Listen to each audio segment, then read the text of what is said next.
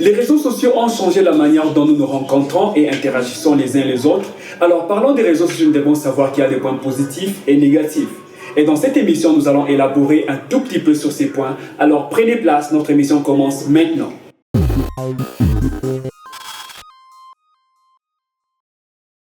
Les réseaux sociaux peuvent affecter tous les types de relations, de manière positive et négative. Bonjour à tous et bonsoir, ça dépendra de l'heure à laquelle vous nous suivez. Ici Dora Changala. Ici Arnold Mouna. Alors, comme vous pouvez le constater, nous ne sommes pas seuls sur ce plateau. Nous sommes accompagnés de merveilleuses personnes. J'ai à ma gauche le merveilleux Christian. Bonsoir et bonjour Christian. Bonjour Dora et bonjour à toutes les personnes qui nous suivent. Et nous avons Asha Bérénice. Bonjour Asha. Bonjour Arnaud, bonjour Dora et bonjour Christian. Bonjour. C'est un plaisir de vous avoir aujourd'hui parmi nous. Alors, aujourd'hui nous parlons des réseaux sociaux. Avant que nous puissions entrer dans le but de notre sujet, nous voulons écouter de nos invités spéciaux. Right? Quelle est cette... Comment je peux dire? Quelle est cette première parole? Quelle est cette ce premier mot qui vient dans votre esprit quand je parle des réseaux sociaux? À vous la parole, Asha. Ok, pour moi, lorsqu'on parle de réseaux sociaux, comme tu dis, par un seul mot, je dirais le réseau social nous permet à nous connecter. Yeah, tu as dit un seul mot, mais oui. Il y a connection. Ok. Et Christian? Ce que moi j'entends par réseaux sociaux, c'est une plateforme en ligne où personnes peuvent interagir, échanger des informations, se connecter, converser, quelque chose du genre. J'ai beaucoup aimé vos réponses. Alors Arnold, quelle est la suite en fait? J'ai aussi apprécié leurs réponses en fait. Mais j'ai aussi une question pour vous. J'aimerais un peu savoir, les réseaux sociaux peuvent nous affecter positivement ou négativement, mais j'aimerais précisément savoir à quelle mesure les réseaux sociaux peuvent affecter positivement nos relations. Merci pour la question. Je pense que de nos jours, les réseaux sociaux ont un très grand impact sur les relations humaines en général. Je vais prendre des relations, par exemple, des relations amicales, des relations familiales, où par exemple, il y a des autres membres de famille qui vivent un peu plus loin de nous, nous pouvons facilement communiquer, échanger des informations. Par exemple, je me souviens à l'époque, quand j'étais encore plus jeune aux humanités, Facebook nous aidait à souhaiter joyeux anniversaire avec des personnes qui étaient un peu plus loin et tout ça. Donc, il y a des impacts positifs où maintenant avec WhatsApp, il y a des groupes familiales où les gens peuvent encore se réunir, parler, il y a des gens à qui tu as parlé il y a très longtemps. Il y a plusieurs impacts positifs, alors je peux me résumer un peu dans ce sens-là.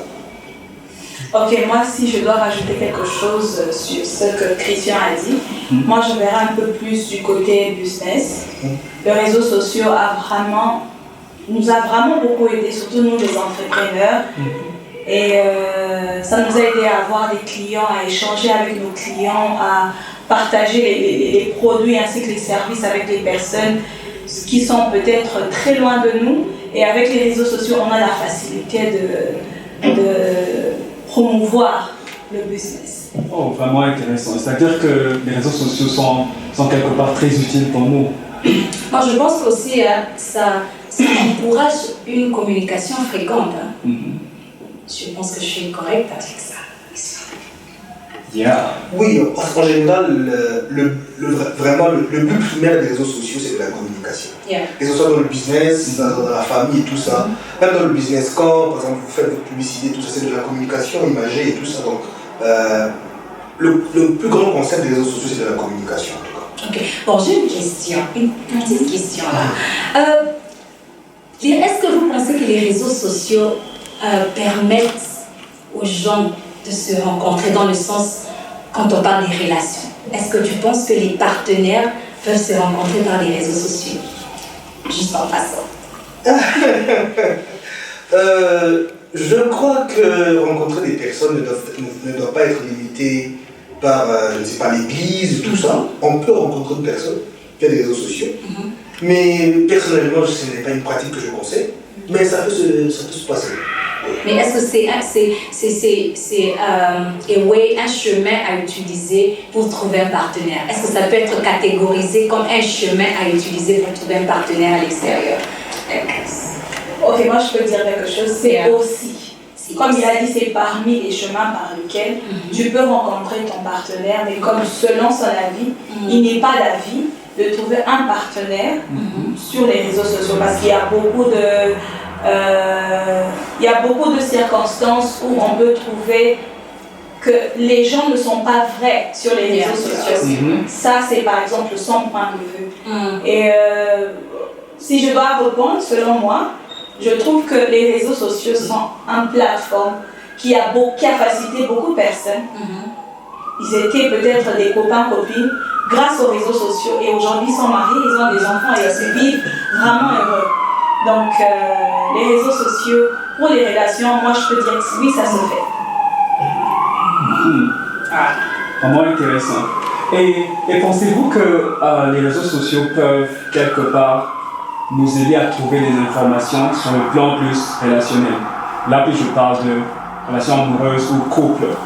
Est-ce que les réseaux sociaux peuvent nous aider à trouver des informations genre tu fais un petit background, genre tu deviens comme un spy quoi. Genre tu pars un peu chercher des informations sur la personne sans que la personne ne le sache, tu vois, dans ce sens-là. Bon, moi je dirais que c'est à 50%. Ok. Pourquoi? Parce que lorsque nous sommes face aux réseaux sociaux, on peut toujours projeter cette image belle et cette image bonne comme il a donné. On ne veut pas que tout le monde sache qui nous sommes réellement. On ne veut pas que tout le monde sache le genre de vie qu'on mène, par exemple. C'est vrai qu'on va s'arrêter sur des images, c'est vrai qu'on va s'arrêter sur ces belles images, lorsqu'on est en talent, lorsqu'on est à l'église en train de prêcher, mais connaître réellement la personne, c'est en discutant, en rencontrant la personne physiquement. C'est lorsqu'on apprend à connaître la personne. Donc les réseaux sociaux, c'est à 50%.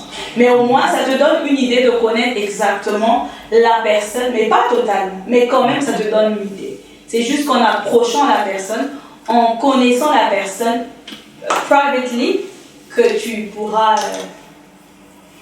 connaître qui est la personne réellement.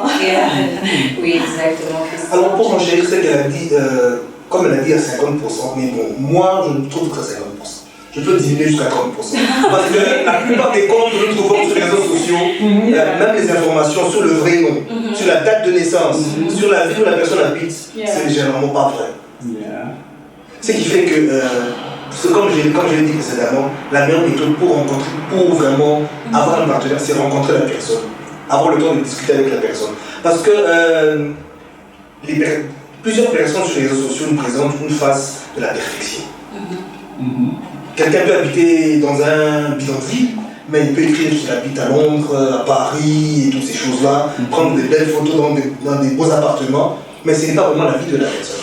Et donc ils disent ok, ça semble être une belle personne et tout ça, mais ce n'est pas vraiment ça la vie de la personne. Ce qui fait que c'est vrai qu'on peut trouver des informations sur la personne, il y a des gens qui sont aussi honnêtes carrément, ils peuvent mettre des bonnes informations, mais de mon expérience, je trouve qu'il y a beaucoup de faux comptes, comme on peut le dire, sur les réseaux sociaux. Et la meilleure façon, par exemple, de vouloir savoir si la personne est vraie, c'est par exemple, si tu rencontres une personne sur les réseaux sociaux, savoir par exemple s'il y a des personnes qui connaissent la personne de près, poser des questions à ces personnes-là. Mais seulement se fier à des informations-là, je trouve que ce n'est pas une bonne stratégie. Faites attention avec les réseaux sociaux. Surtout les comptes des gens. Mais en fait, si on essaie de mettre ça maintenant dans l'aspect business, right? Quand tu parles de dire que souvent c'est fake, ce n'est pas vraiment vrai. Mais quand on met dans l'aspect business, tu as aussi ce même point de vue. Dans l'aspect business, je trouve que c'est même plus dangereux. C'est vrai qu'il y a des vrais businessmen qui exposent leurs marchandises. Mais mettons qu'ils aient des entreprises, au fait, leurs entreprises sur les réseaux sociaux. Exactement, je suis pour ça. C'est une bonne forme de marketing et tout ça. C'est une bonne chose. Mais comme toujours on dit, pour qu'il y ait des faux, il faut qu'il y ait des vrais. Donc, parmi les vrais, il y a aussi des faux qui font que de nos jours même, tu peux voir une belle marchandise par exemple, tu te dis, bon ok, on ne peut se fier à des plateformes officielles où on peut faire confiance par exemple, comme je ne sais pas si je suis autorisé à parler de certaines plateformes, je m'en réserve, mais aujourd'hui sur les réseaux sociaux par exemple, on ne sait pas acheter chez n'importe qui. Au moins que tu aies confiance à la personne par exemple, tu connais la personne, parce que tu peux voir de la marchandise, une page qui semble être officielle et tout. Il y a même des prix, il y a même moyen de payer en ligne, mais la marchandise ne va jamais arriver à ton adresse, par exemple. Alors, la question de la confiance. C'est une question de la confiance. Si tu connais, par exemple, la maison qui vend la marchandise, ben, tu connais la personne, bien l'entrepreneur qui délivre ces services-là, ça là, c'est plus facile que se jeter dans un trou à l'inconnu. Mais tu ne penses pas aussi que, même mettons que les entreprises comme Adidas, mettons que les entreprises comme Shade et tout ça, tu ne penses pas qu'ils ont aussi eu une base où ils ont commencé vraiment très bas pour dire qu'ils n'avaient pas vraiment de la clientèle. Mais c'est le fait d'avoir promu leurs marchandises à l'extérieur qu'ils ont été aussi sérieux, que les gens les ont fait confiance. Tu penses qu'on doit toujours aussi se méfier de ces genres de quoi à tout moment, de ces genres d'entreprises à tout moment? Tu penses vraiment qu'on doit toujours se méfier? Pas nécessairement. En fait, si je peux essayer de bien me faire comprendre, le problème c'est que il y a des grandes marques par exemple qui ont déjà un nom ou bien, comment je peux dire, un système déjà prédéfini, bien établi, où ils ont créé la confiance avec les clients par rapport à leur service. Alors, si par exemple, aujourd'hui, tu as un business par exemple, tu vends des articles et tout ça. Si par exemple, moi j'achète chez toi des articles et je vais intéresser quelqu'un. Si par exemple, j'intéresse quelqu'un à acheter chez toi, la personne n'achète pas chez toi parce que toi, tu es correct dans ce que tu fais. C'est par rapport à la considération que moi, que la personne me donne. C'est-à-dire qu'elle va venir chez toi, te donner la confiance que moi, je te donne. Par rapport à moi, pas par rapport d'abord à toi. C'est après, par rapport au service que tu vas délivrer, que la personne maintenant va apprendre à te connaître, à te faire confiance. Je trouve que c'est comme ça qu'une personne, par exemple, peut bâtir son business en essayant d'abord, premièrement, de créer le bon climat de confiance, par exemple, avec les clients. C'est ainsi que la base de la clientèle va s'agrandir. Mais si dans ta façon de faire, ta manière de procéder par exemple, il y a beaucoup de problèmes par exemple. Quand tu dis par exemple que tu vas délivrer la marchandise jeudi, tu délivres samedi, et il y a toujours des problèmes. Ça devient aussi un problème. Et aussi de nos jours, il y a beaucoup de gens qui font n'importe quoi en ligne et tout ça, qui vendent des marchandises qui ne les appartiennent pas, qui sont genre, qui est comme un commissionnaire, il est la troisième personne sur la chaîne, et tout ça, donc ça devient compliqué. Donc c'est pourquoi je dis c'est mieux, par exemple pour les businessmen, par exemple, un conseil, c'est mieux de créer une bonne confiance avec les clients. Surtout les premiers clients qui viennent acheter vers toi. Les faire des bons services, de sorte que ce sont ces personnes-là qui vont aller faire la bonne publicité et ainsi ça peut bien marcher. Et si je dois répondre à ta question, comme c'est aussi mon domaine, et je me retrouve dans ça, je suis entrepreneur, pour les personnes peut-être qui me regardent et vous peut-être qui ne me connaissez pas encore. Je suis entrepreneur, mon business est plus basé en ligne et je suis sur Instagram et sur Facebook. Et vous n'allez pas croire que je suis en Afrique du Sud, mais la base de ma clientèle, c'est à Kinshasa. Et ce qui fait que j'ai souvent des clients, par exemple, qui ne m'ont jamais vu, qui n'ont jamais peut-être conversé avec moi au téléphone, par téléphone, allô, mais qui peut-être par les chats. On a eu à converser avec elle et c'est comme ça que j'ai commencé mon business. Alors c'est vrai que le business en ligne, c'est basé sur la confiance. C'est basé sur la confiance et sur la qualité du service que tu offres à tes clients. Par exemple, lorsque moi j'ai commencé mon business, je savais que sur Instagram, par exemple, il y a beaucoup de gens, lorsqu'ils te postent une photo d'un article et lorsque tu livres, c'est totalement différent. Alors, je me suis dit, bon, puisque les gens me connaissent, ce que je veux faire, je veux quasiment porter aussi les habits. Je veux porter ces habits comme ça, les personnes auront une idée de comment ça se porte et aussi comment la qualité de l'article se présente sur mon corps. Alors, c'est par là que j'ai commencé à gagner un peu plus de confiance et c'est par là que les gens passaient la commande. Ils sont à Kinshasa et je peux dire que j'ai plus de... durant tout un mois, je peux peut-être livrer à plus de 200-300 personnes.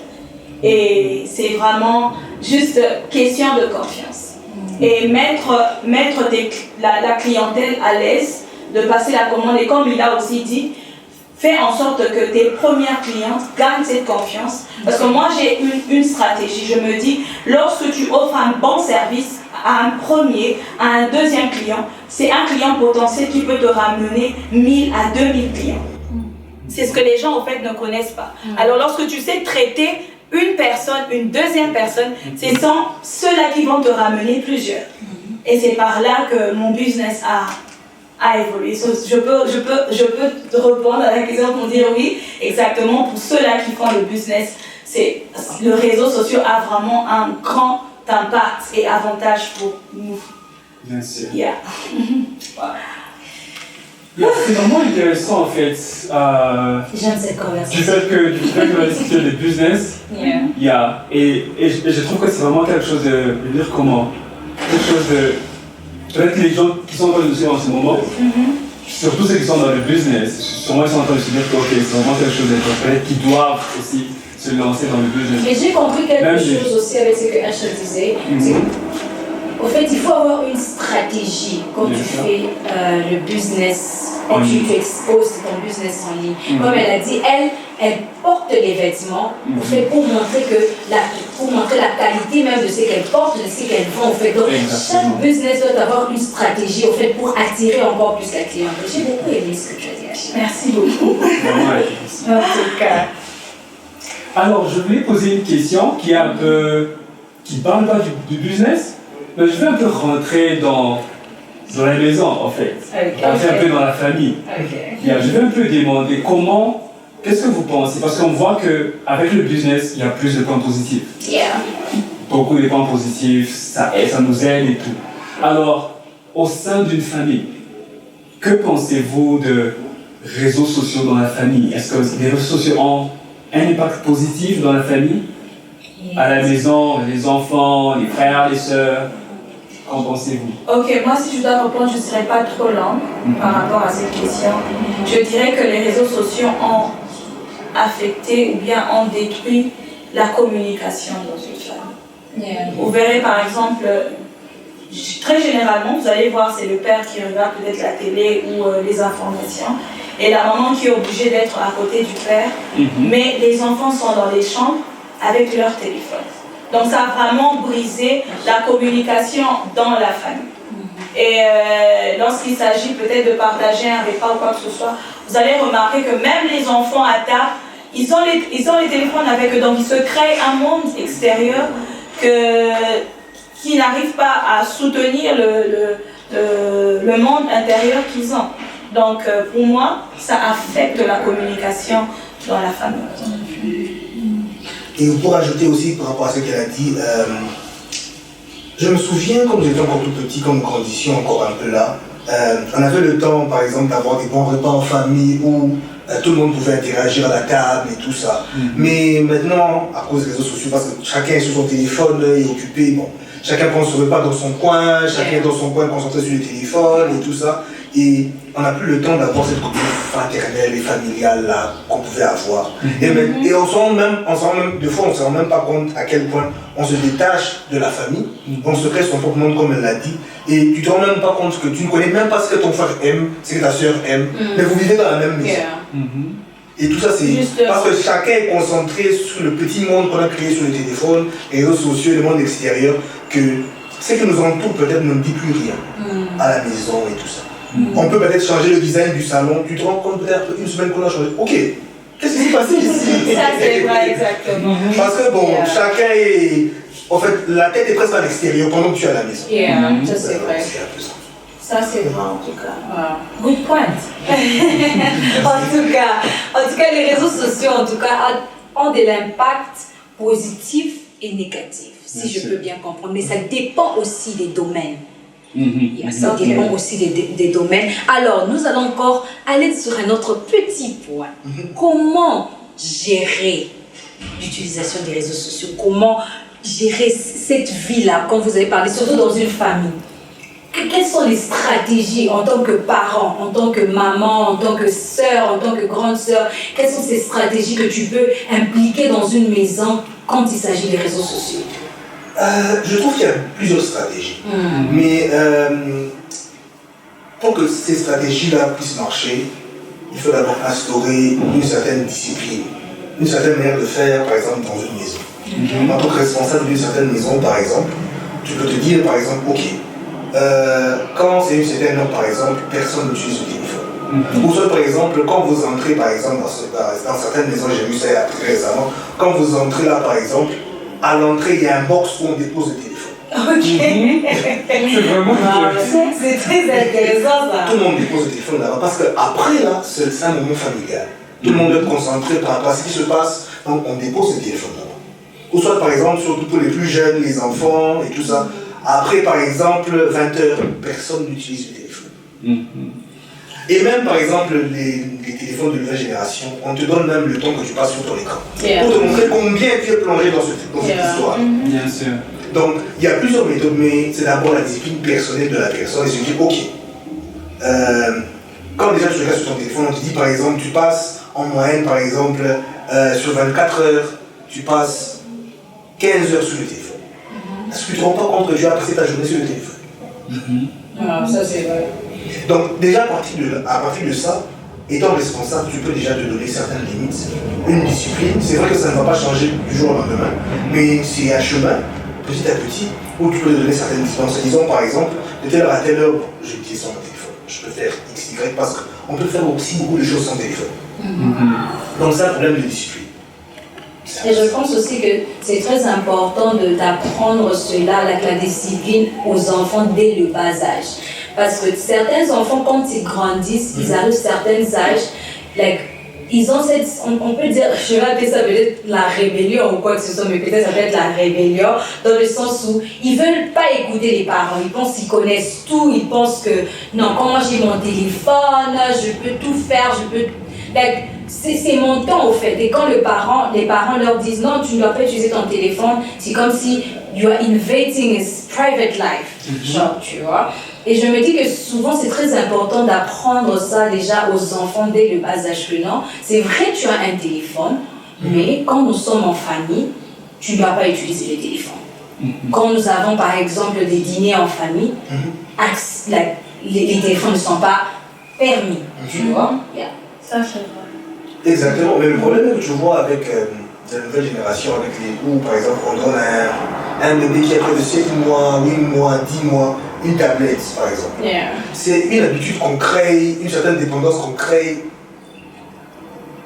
dans la personne, déjà dès le bas âge. Alors ce n'est pas à 10 ans que vous allez l'interdire et lui donner des mesures très drastiques d'un coup. C'est ça le problème, parce que tu vois, il y a un dicton français qui dit certaines concessions deviennent des acquis à la longue. Donc pour lui c'est devenu un droit maintenant d'avoir ça.